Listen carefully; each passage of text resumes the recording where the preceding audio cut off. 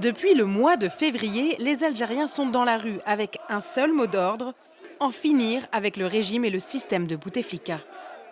يتنحاو كاع بمعنى يتنحاو كاع جميع اللي كان في الحكم تاع البوتفليقي ولا كان مع لي جينيرو من قبل ولا يتنحاو. Des manifestations dans toute l'Algérie, tous les vendredis, semaine après semaine, un phénomène inédit. Comment expliquer ce réveil de la population? Il y a bien eu des tentatives de rébellion, de contestation du système, mais à chaque fois avortées. Exemple en 2001 avec le Printemps noir. Nous défions ce pouvoir. On n'a pas peur du pouvoir. On n'a pas peur des généraux, les barons du pétrole. Mais ces manifestations seront cantonnées à la ville de Tizi Ouzou en Kabylie, et réprimées dans le sang. 130 personnes tuées selon les estimations. 10 ans plus tard, Printemps arabe en Tunisie. Le journaliste d'El Watan, quotidien algérien francophone, croit alors en une contagion à toute l'Algérie. C'est la première fois depuis 1988 qu'on a des mouvements qui touchent plusieurs régions du pays. Et en un laps de temps très court, en 3 jours, tout le pays est embrasé.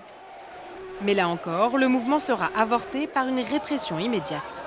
La police algérienne a ordre de disperser tout rassemblement de plus de 10 personnes. C'est l'état d'urgence en vigueur depuis 19 ans en Algérie. En 2014, Abdelaziz Bouteflika, à la tête du pays depuis 1999, se présente pour un 4e mandat.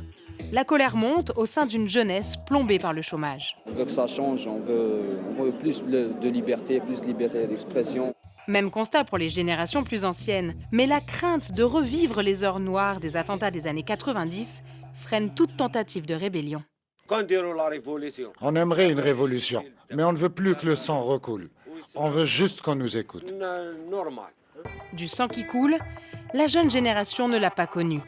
Et cette journaliste en 2014 était plutôt visionnaire. Les adolescents et les jeunes adultes sont plus exigeants que leurs aînés. Ils n'ont plus peur. Ils n'ont pas connu, il est vrai, la répression des années 90, une répression faite au nom de la lutte contre les islamistes armés. Aujourd'hui, ils ne veulent plus du statu quo. 5 ans plus tard, en mars 2019, la jeunesse algérienne a forcé Abdelaziz Bouteflika à renoncer à un 5e mandat. Les manifestants réclament désormais un changement global de régime. La peur n'est plus dans la mémoire de cette génération qui ose affronter le pouvoir en place.